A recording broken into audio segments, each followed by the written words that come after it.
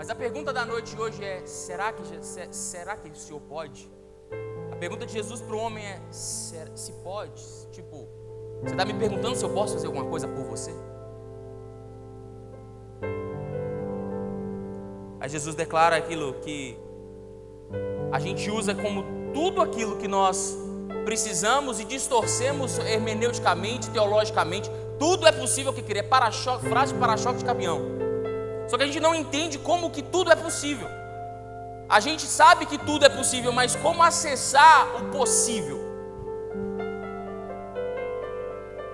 A grande chave desse texto não está em reconhecer que tudo é possível para Jesus, mas acessar a impossibilidade que nós só encontramos nele. Porque aquilo que para nós é impossível, para ele é impossível, desculpa. O grande lance está em entender como que todas as coisas podem ser possíveis para você e para mim. Porque se tudo fosse possível, muito das suas angústias, das minhas angústias, dos meus medos, dos meus receios, das minhas reservas não estariam presentes no meu coração. Se tudo fosse possível, eu não estava reclamando como eu reclamo, eu não estava chorando como eu choro, eu não estava frustrado como eu fico, eu seria uma pessoa muito mais leve para se relacionar. Se tudo é possível, eu posso encontrar alguém que vai abrir portas para que eu possa voar. Se tudo é possível, eu vou encontrar a porta que eu preciso para viver o que o Senhor tem para mim. Se tudo é possível, eu vou encontrar a resposta que eu preciso. Se tudo é possível, quando eu orar, o céu vai me atender. Dá uma olhada para quem está do seu lado e pergunta: será que tudo é possível para você? Para você. A pergunta que Jesus diz para o homem: para mim, será que eu posso fazer? Cara, tudo é possível ao que crê, eu creio. Então tudo é possível para mim. A declaração magna de Jesus é: eu com o Pai somos um. A declaração que Jesus faz quando ele vai subir é: eu e o Pai somos um. O que o Pai quer, eu quero. O que eu quero, o Pai quer. Então quando eu quero o que o Pai quer, então tudo é possível. O problema é que muitas vezes nós, como igreja, nós queremos muitas coisas. E é legítimo a gente querer grandes coisas. Muitas coisas e grandes coisas. Eu e você nascemos para grandeza. Ninguém nasceu para ser medíocre. Ninguém nasceu para ser miserável. Deixa eu te contar uma coisa. Quando Gênesis 1:26 declara: façamos o homem conforme a nossa imagem, a nossa semelhança, Deus estava fazendo uma declaração que você e eu nascemos para sermos felizes. Fala para o irmão que está do seu lado: você nasceu para ser feliz, próspero e saudável. Feliz, próspero e saudável. Isso é a sua natureza. Você nasceu para fazer isso. Você nasceu para ser assim. Mas pastor, eu não estou sendo feliz. Pastor, eu não estou sendo saudável. Pastor, eu não estou sendo próspero. A culpa não é de Deus. A culpa é que nós colocamos tantos lixos na nossa vida. Colocamos tantas cargas que não são nossas. A palavra que o homem diz, o pai do menino diz: Pai, Jesus me ensina a vencer a minha incredulidade. Muitas vezes as cargas da nossa incredulidade não deixam essas sementes brotarem no nosso coração. Às vezes os cenários são mais pesados ou mais reais que a palavra que nós carregamos.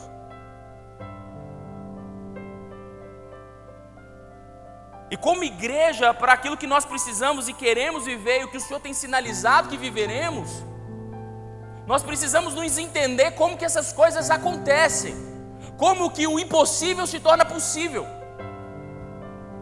Porque eu vou dizer para vocês, Jesus diz em João capítulo 15: sem mim, nada podeis fazer. Se você parar para pensar, falou assim: poxa pastor, mas eu posso fazer um monte de coisa sem o Jesus. Eu posso fazer um monte de coisa. Mas esse nada não está vinculado à sua capacidade humana, mas aos sonhos de Deus. Nenhum sonho de Deus, que Deus tem para você e o Senhor sonhou na eternidade para você, vai se realizar sem Ele. Você vai nascer, você vai trabalhar, você vai casar, você vai ter filho, Você vai fazer um monte de coisa, mas os sonhos de Deus, sem Ele, nada vai acontecer na sua vida. O problema é que muitos de nós estamos querendo viver coisas de Deus sem Deus, ou pelo menos sem fé para acreditar que isso pode ser possível na nossa vida. Vencer a incredulidade hoje é um grande desafio. Quem aqui já presenciou um milagre incontestável na sua vida, ou na sua frente, a vida de alguém? O pastor estava na pregação, estava na igreja, e aí eu fui ver, tinha um surdo, e o pastor orou, e o surdo ficou curado. Quem já viu esse tipo de coisa na igreja ou fora da igreja? Levanta a mão para mim. Irmãos, hoje a gente vive numa geração que, se a gente contar, se eu contar coisas que eu já vi como quando criança, quando adolescente, vocês vão falar comigo que esse pastor é mentiroso, tá? É crescendo o negócio. Se eu te contar milagres que eu já vivi, já vi acontecendo na minha frente, você vai falar assim, cara, não tem condição. Porque nós criamos um evangelho cartesiano. O culto tem hora para começar, são 40 minutos de louvor, tem uma palavra sobre a oferta, tem uma palavra não sei o que, o pastor faz um apelo no final, acabou aquilo ali, eu vou embora para minha casa.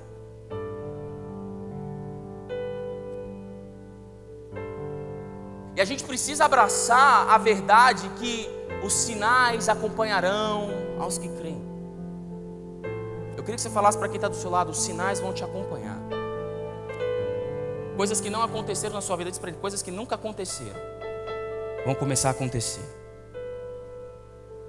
Nós estamos entrando numa estação de milagres sobre as nossas vidas.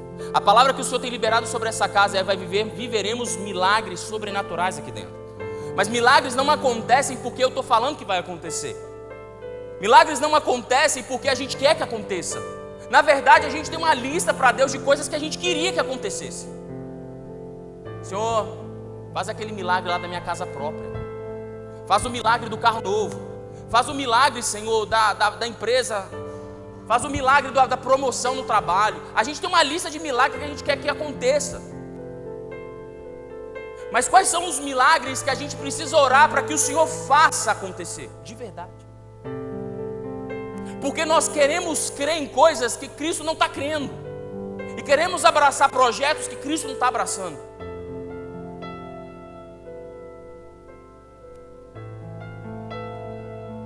E quando nós avançamos nos nossos projetos, nós vamos lutar com as forças dos nossos próprios braços. Mas quando nós abraçamos os projetos que Cristo tem para a nossa vida, nós começamos a abraçar a possibilidade em detrimento da impossibilidade. A palavra fé, a Bíblia faz uma descrição muito clássica, que a fé é o firme fundamento das coisas que não se veem e a convicção de fatos que se esperam. A gente pode decorar esse texto e não praticar, mas a palavra fé, de uma forma parafraseada, é colidir a verdade que Deus tem com a minha realidade. É pegar o que Deus está dizendo e violentamente. Existe uma palavra na Bíblia que é lançar. Quando Pedro fala sobre lançai as vossas ansiedades. Lembram disso? Lançando as vossas ansiedades. A palavra lançar aqui não está em colocar a sua ansiedade em Deus. Vou colocar aqui do lado. Não. A palavra lançar aqui tem uma conotação de violência. Em pegar a sua ansiedade e jogar em Deus. Porque você não tem que ficar com ela.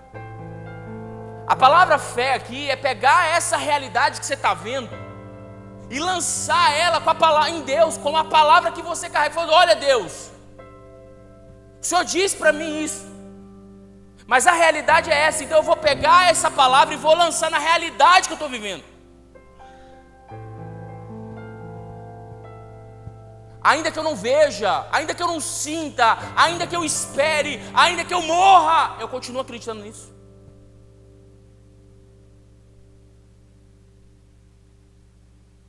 A pergunta é: em que a gente consegue acreditar por mais do que 15 dias?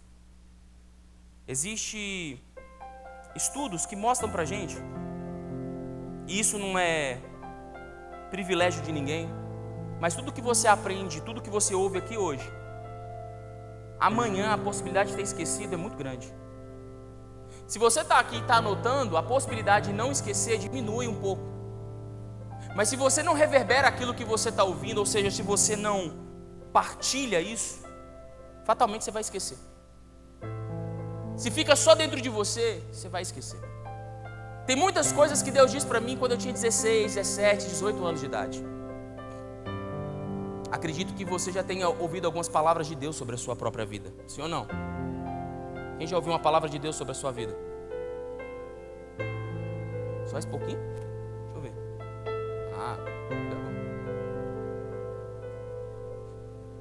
Existem palavras que marcam a nossa jornada. Mas existem palavras que nós recebemos que dá aquele calorzinho no coração, mas acaba se perdendo. Porque os nossos cenários normalmente são cenários de necessidades e não cenários propositais. Então, quando a gente tem muita necessidade, a gente está sempre reclamando, querendo mais e mais e sendo sedentos nessa necessidade, as palavras que nós recebemos acabam se esvaindo. Porque diante da necessidade, as promessas acabam desfalecendo. Milagre não responde à sua necessidade. Ainda que você precise muito de algo, Deus tem uma posição. Deus não responde à necessidade, Deus responde a propósitos. Quando eu sei para onde eu estou indo, preste atenção no que eu vou dizer. Quando eu sei para onde eu estou indo, com quem eu tenho que ir e o que eu devo fazer, a Bíblia diz que Deus vai provisionar aquilo que eu preciso para chegar onde a gente quer. Preste atenção, a palavra provisão vem de prover, não é isso? Ser provido fala a respeito de sermos entesourados, mas a palavra provisão, se a gente partir ela e pegar a etimologia dela, a morfologia dela, a gente vai entender que pro vem para uma visão. A palavra provisão é para quem tem uma visão.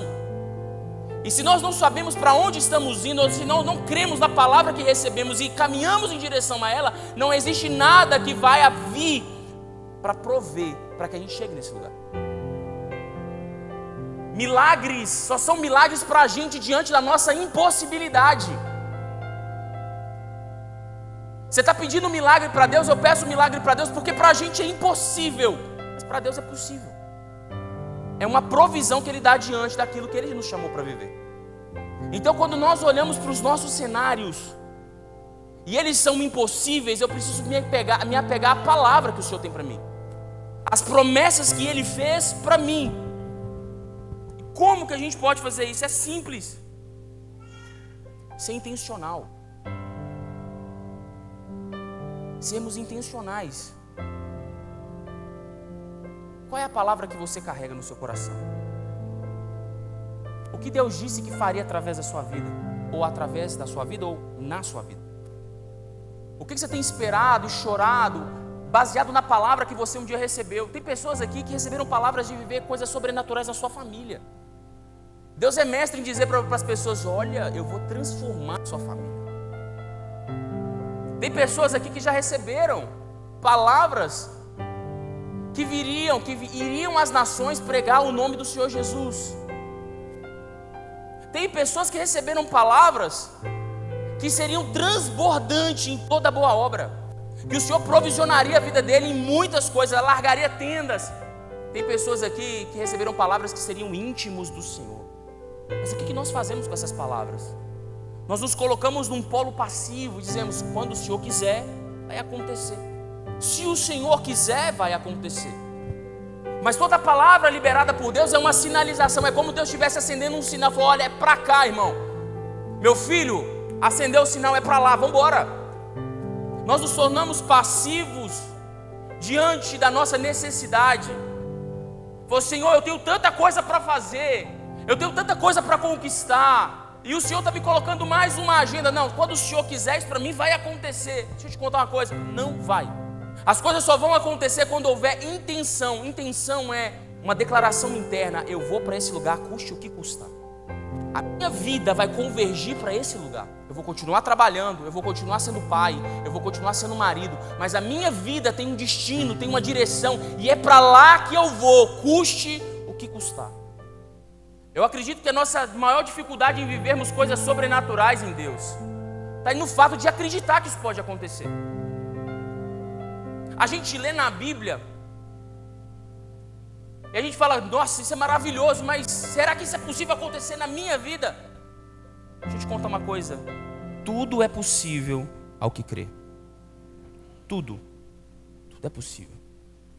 Nós não estamos sendo radicais aqui. Nós estamos declarando o que a Bíblia diz. Tudo é possível ao que crê.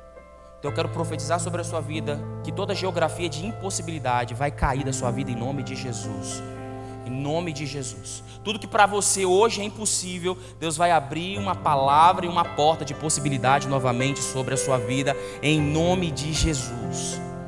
Em nome de Jesus. Mas a gente não crê nisso. Ou se a gente começar a limitar Deus, dizendo, não, Deus, eu acredito, mas o Senhor precisa dar esse sinal. Não, Deus, eu acredito, mas Deus, é tão difícil. Nada vai acontecer. Sabe por quê? Porque não é somente crer, mas se apropriar disso. Não é só crer, mas se apropriar disso. Sabe como que eu me aproprio de algo? Você lembra do seu primeiro salário? Quem aqui lembra do seu primeiro salário? O que você fez com o primeiro salário que você recebeu na sua vida? Eu conheço irmão aqui que comprou aquela caixinha de Yakult. Todo mundo conhece Yakult? Pegou todos os Yakult, colocou no copo e bebeu. Porque a mãe só podia beber. Você é dessa época, eu também sou dessa época, irmão. É só um por dia, olha lá. Mas eu quero te fazer uma pergunta que antecede o recebimento do primeiro salário. Quantos de nós, antes de receber o salário, a gente ficou assim, quando eu receber, vou lá no gauchão e vou comer um x-tudo. Ou eu vou comprar aquela camisa que eu sempre sonhei. A gente já sonhava antes de receber. A gente já estava fazendo planos. Eu me lembro de tirar CNH. Lembra? Você não tinha dinheiro para comprar carro, você nem para comprar uma moto, nem bicicleta. Mas quando eu tirar meu CNH, aí eu vou dar um jeito, vou comprar um carro. Não é assim?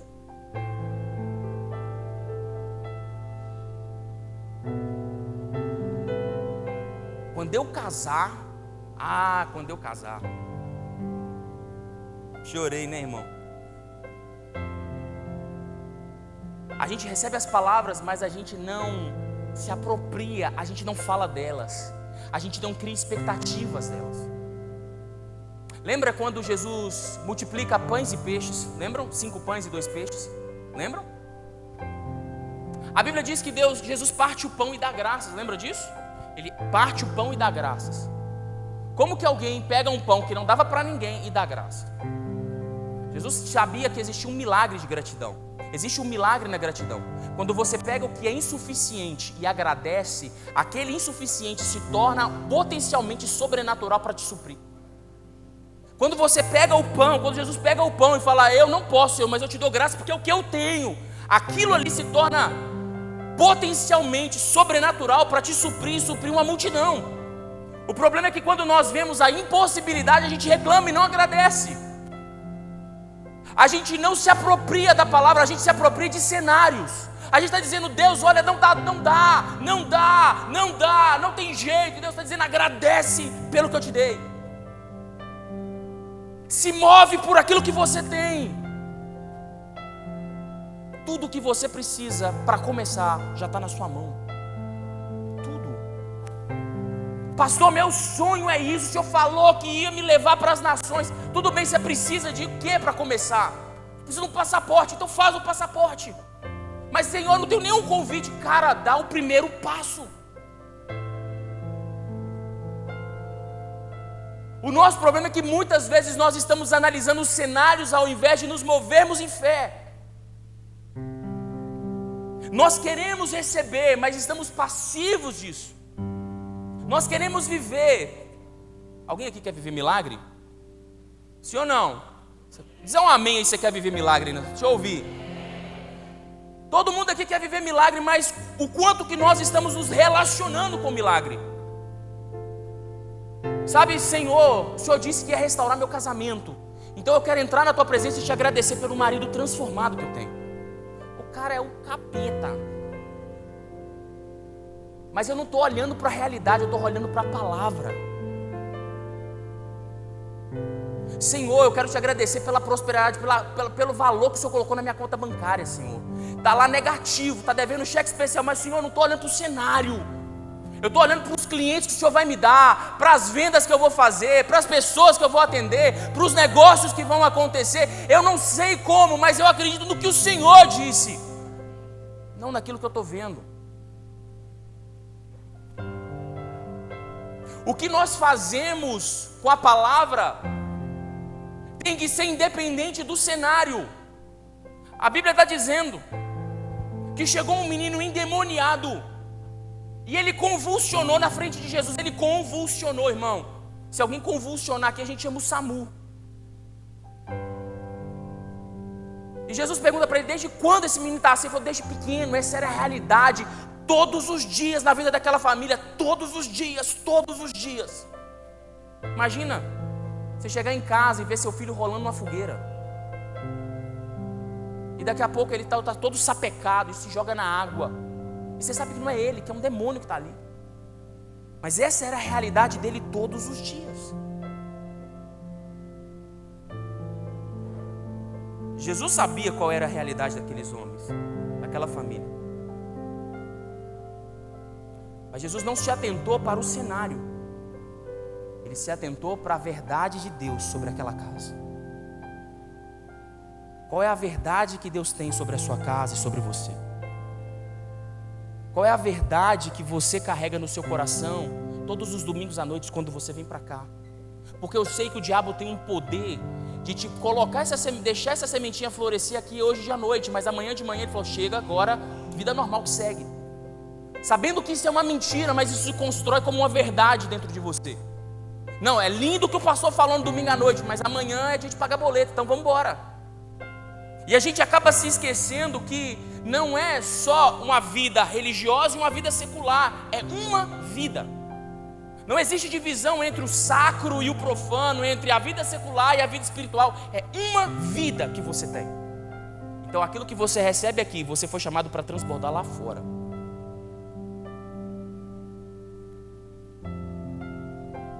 Mas se nós não começarmos a nos apropriar e nos relacionar com isso, como que isso vai acontecer? Se nós não falarmos disso, como que isso vai acontecer? Nós aprendemos pelas pancadas que sonho a gente não conta para ninguém, não é verdade? Não é isso? Não, se a gente contar, a gente acaba sabotando. Não, irmão. A Bíblia diz que foi José que chegou lá e contou para os irmãos dele, não foi isso que aconteceu? E no final da história, o que aconteceu? Ah, pastor, mas José sofreu. E aí, irmão? Quem te disse que você não vai sofrer? Quem te disse que você não vai passar pelo que você tem que passar? Quem disse para você que o treinamento, o processo é ruim? Pode ser penoso, mas ele não é ruim, ele te ensina. Fala para o irmão que está do seu lado: o crente nunca perde. Ou ele ganha, ou ele aprende. Essa era a hora do amém. Obrigado, Sinara, pelo amém. Fala para o irmão aí, ó, perdeu o amém. Perdeu o amém. Se a gente não entende que o processo faz parte, o processo faz parte, mas nós sabotamos os milagres que o Senhor potencialmente tem na nossa vida pelas nossas reclamações, pela nossa incredulidade, por não sabermos nos mover diante disso, ficamos passivos, mas queremos que aconteça. Você já parou para perceber que o único milagre que Jesus deixou para depois foi Lázaro? O único milagre registrado na Bíblia que Jesus deixou para resolver depois foi Lázaro. Lembram disso? Lembra de Lázaro? 4 dias depois. E Jesus tinha um propósito em deixar isso para depois. A cultura judaica que dizia que até 3 dias de morto alguém podia ressuscitar. Por isso que Jesus vai no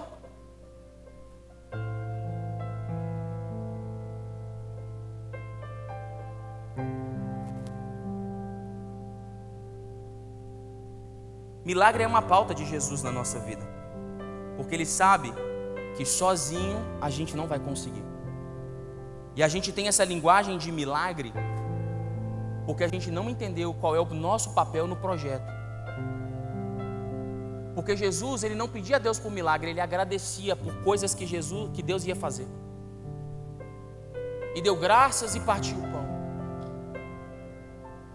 Ele já tinha gratidão antes que acontecesse. Quando você está ali marchando, chorando, Senhor, o Senhor podia fazer. Jesus já ia para cima. Eu quero te contar uma coisa que eu aprendi como testemunho pessoal na minha vida. Um dos dias que Deus mais falou comigo foi quando a gente chegou aqui nessa casa. Eu olhava para as paredes e falava assim: Deus, como que vai ser essa reforma? A gente não tem recurso. A gente não sabe como vai acontecer.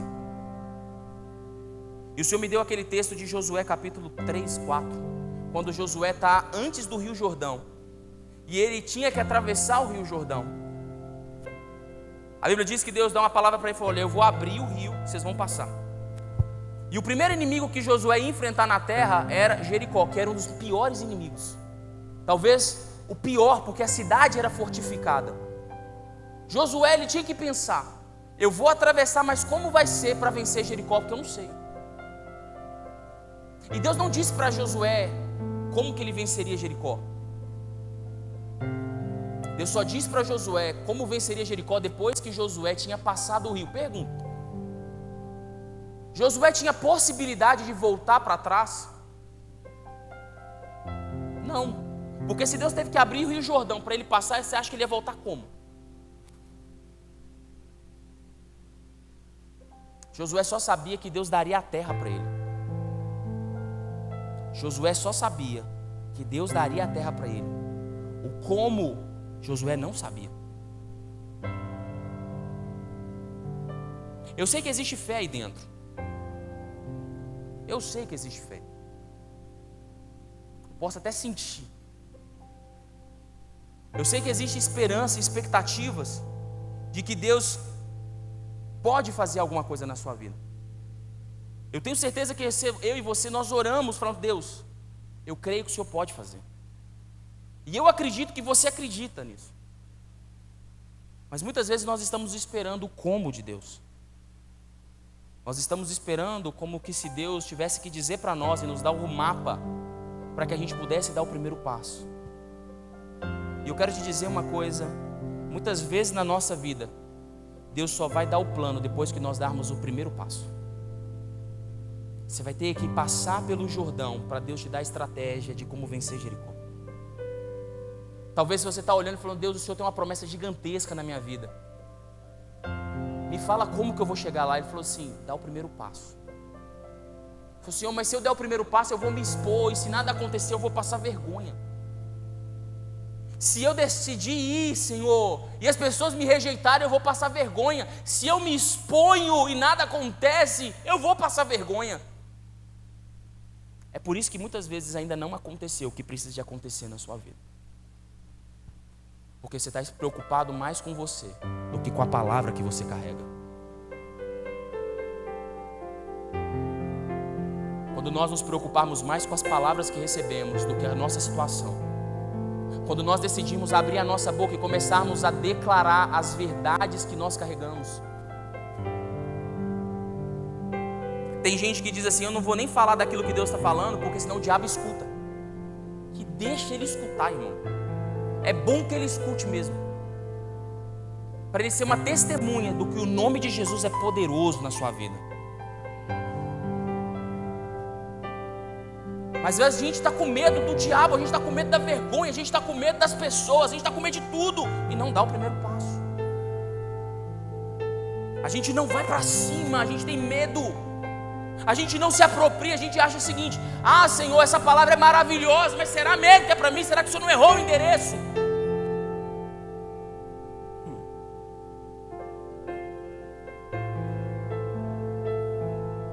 Eu quero que você saia daqui hoje dizendo o nome do seu milagre. Eu quero que você chegue em casa com o nome do seu milagre na boca. Talvez o milagre que você precisa, tudo que você precisa para acontecer, é somente abrir a sua boca e declarar o que Deus está falando com você aqui agora. Eu acredito no Espírito Santo, que já está falando com você. Eu não preciso chamar aqui na frente para o Espírito Santo falar com você. Eu creio que o Espírito Santo já está andando no meio dessas cadeiras. E ele já está falando nomes de milagres no seu coração. Eu já consigo perceber, sabe, como o Espírito Santo estivesse tocando em corações e falando: se lembra disso, se lembra daquilo, se lembra que eu te falei aquilo, lembra que eu te falei isso, olha, eu vou fazer isso. E às vezes a gente fica assim: Senhor, mas por que eu estou lembrando disso agora? Porque o Espírito Santo está te lembrando. Eu quero te falar isso em nome de Jesus. O Espírito Santo vai começar a te lembrar de coisas que Ele diz para você, para que você entenda que milagres não são coincidências e não acontecem por forças humanas. Milagres acontecem quando nós alinhamos a nosso coração à direção que o Espírito mesmo te dá para a gente. Se nós alinharmos e formos para cima, coisas que são impossíveis se tornam possíveis. Quando nós cremos, quando nós verdadeiramente cremos, a realidade se amolda à palavra e não o contrário. A realidade transforma diante da palavra. Então eu quero começar aqui hoje profetizando que você vai começar a abrir a sua boca em nome de Jesus para declarar as verdades que você carrega. Chega de se acovardar, chega de não dizer, chega de se ocultar na sua vergonha, na sua timidez, na sua mediocridade. Não, Senhor, aqui está bom. Não está bom. Deus tem mais para você. E quando nós caminhamos crendo, a Bíblia diz em Atos 16 que Paulo e Silas estavam na prisão. Depois de tomar um couro e de ser preso, Paulo sabia que não ia ficar ali.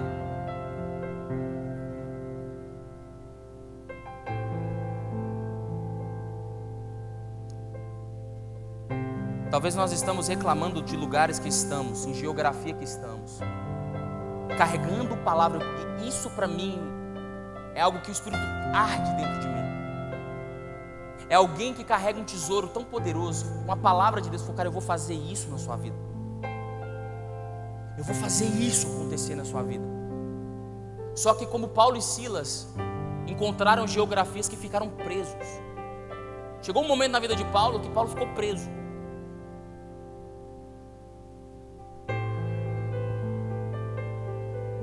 A realidade era a prisão, mas a palavra não era essa. O que aconteceu, irmão? O que aconteceu naquela prisão, naquele dia? Eles deixaram de apanhar? Claro que não. Deixaram de ficar presos. A Bíblia diz que eles foram amarrados num tronco.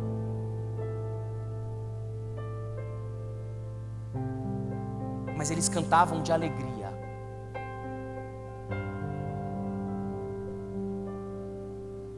Há poucos dias atrás Deus falou comigo, falou: olha, comece a falar para as pessoas que eu quero trocar as vestes de lamento em vestes de alegria. Lembram disso?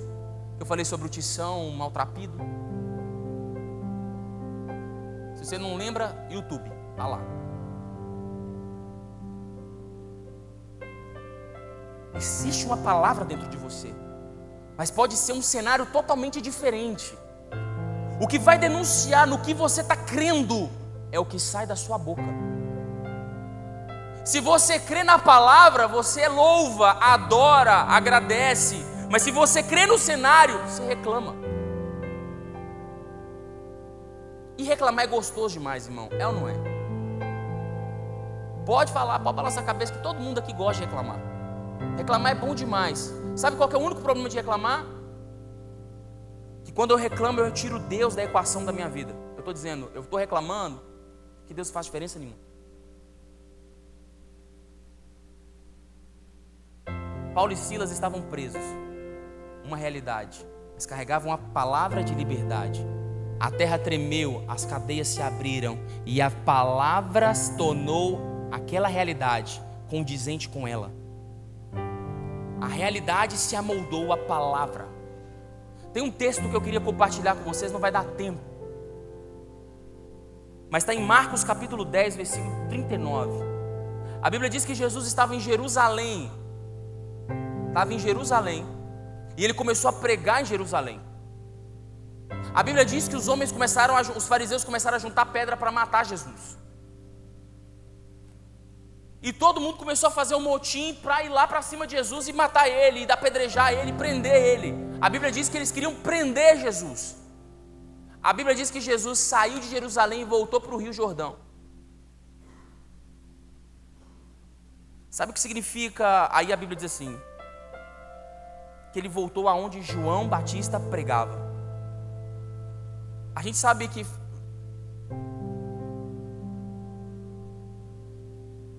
o Rio Jordão, na vida de Jesus, tem um significado de início do ministério. A Bíblia diz que quando Jesus começa o ministério, ele é batizado, e a pomba desce, o Espírito Santo desce, e uma voz diz para ele: este é o meu filho, este é o meu filho. Jesus estava em Jerusalém pregando, o ministério dele bombando, as coisas acontecendo, milagre. Jesus começa a ser resistido. As pessoas começam a correr atrás de Jesus para matar Jesus. E Jesus volta para o início. Ele volta lá atrás. Sabe o que quero dizer quando eu estou falando sobre isso? Muitas vezes precisamos acreditar que aparentemente nós temos tudo para voar, mas Deus pode voltar a fazer a gente voltar lá no início novamente. Até Jesus teve um retorno ao início para que pudesse cumprir o seu chamado. Preste atenção no que eu vou te dizer. Muitas vezes a gente começa a dar passos em direção àquilo que o Senhor está falando sobre a gente. A gente começa a acreditar na promessa, a gente começa a se movimentar na promessa, mas as coisas não começam a acontecer como nós esperamos que acontecesse. E é como se a gente estivesse voltando lá no início, falando: Senhor, o que está acontecendo?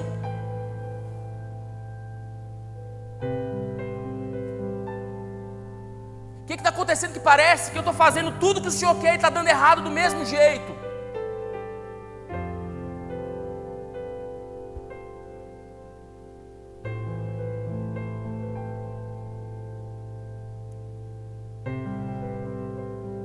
Muitas vezes Deus volta a gente no início, para que a gente se lembre da nossa essência.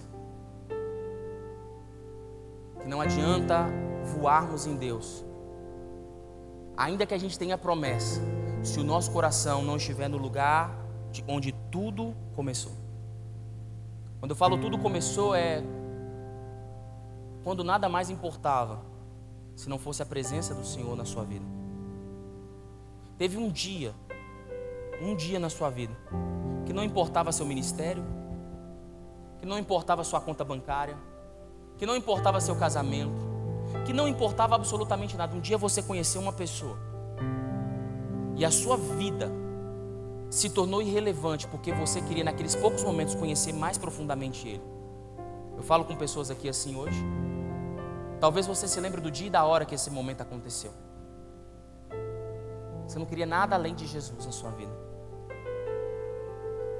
Se a gente quer viver milagre na nossa vida, os nossos corações precisam estar nele, mas os nossos pés no lugar onde Ele nos chamou. Nós precisamos preservar o nosso coração no relacionamento com Ele. Não é só se apropriar, não é só falar, não é só correr, mas é manter o coração no relacionamento com Ele, mas não ficar com os pés ali. Ali fica o coração, os pés ficam na promessa. Se nós quisermos manter os nossos pés no lugar do secreto, nós não vamos nos mover, porque o secreto pode ser um lugar confortável. Senhor, se o Senhor fizer, eu creio, eu vou ficar aqui orando 1, 2, 3, 4 horas por dia, até que o Senhor faça. Deus está dizendo: não, mantenha seu coração aqui, mas coloque os seus pés na terra da promessa, porque eu vou abrir as portas. Tem muita gente gastando tempo quando deveria estar colocando os pés no lugar onde o Senhor chamou. E tem muita gente colocando pés com o coração no lugar errado. Ah, o Senhor me deu uma palavra, eu vou ir. Calma, verifica seu coração primeiro. Se o seu coração estiver no lugar e os seus pés no lugar, as coisas vão acontecer. Não queira viver coisas sobrenaturais se o seu coração não estiver preso no secreto e os seus pés na terra da promessa. Não vai acontecer nada. Mas quando o seu coração estiver em relacionamento e os seus pés no lugar onde Deus te chamou, o que é impossível vai se tornar possível mais uma vez sobre você e sobre a sua casa. Aleluia. Eu quero orar com você aqui nessa noite. Orar por quem precisa de um milagre aqui hoje. Dá uma sacudida no seu irmão, pergunta: você precisa de milagre, irmão? Quem aqui precisa de milagre? Levanta a mão para mim. Queria que você ficasse de pé para a gente orar então.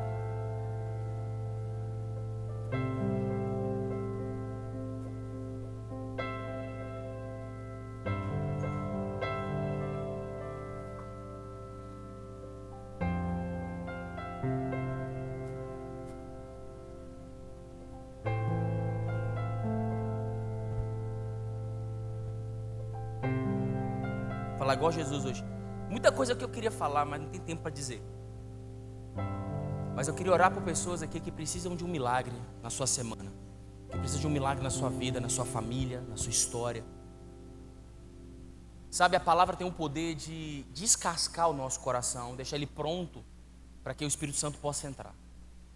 Eu acredito que o que Deus quer fazer aqui nessa noite é alinhar corações, mas alinhar os pés também. Porque não adianta a gente ter um coração favorável, mas os pés continuam presos. E não adianta ter muita vontade de correr, se o coração não está no lugar certo.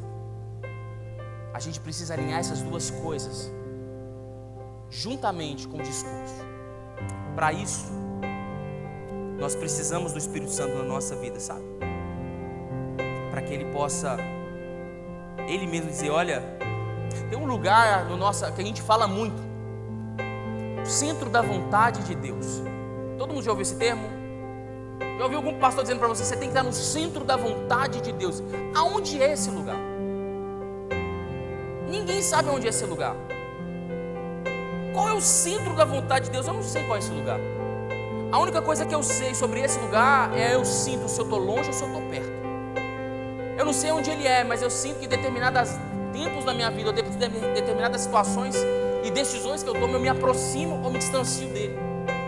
E eu quero dizer para você que talvez você não saiba qual é o centro da vontade de Deus para a sua vida. Mas eu quero te dizer uma coisa: só tem um lugar que você pode descobrir, que é um coração no secreto e os pés na terra da promessa. Deus vai começar a falar com você e você vai testemunhar a porta se abrindo sobre a sua vida. Fecha seus olhos. Você disse aqui para mim: levanta a mão quem precisa de um milagre aqui esses dias, esses próximos dias. Eu quero que você abra sua boca e comece a dizer o nome do milagre que você precisa.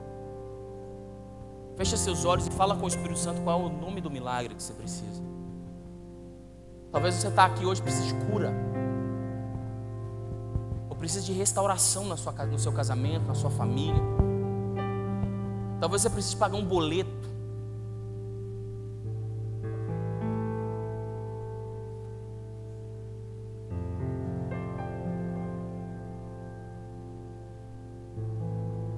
Talvez você está orando para que Deus te dê filhos,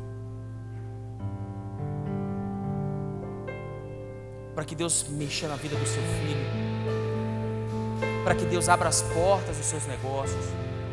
A gente tem visto isso no cenário, todo mundo falando: nossa, é muito difícil. Talvez você está orando e falando: Senhor, eu preciso que o Senhor abra uma porta.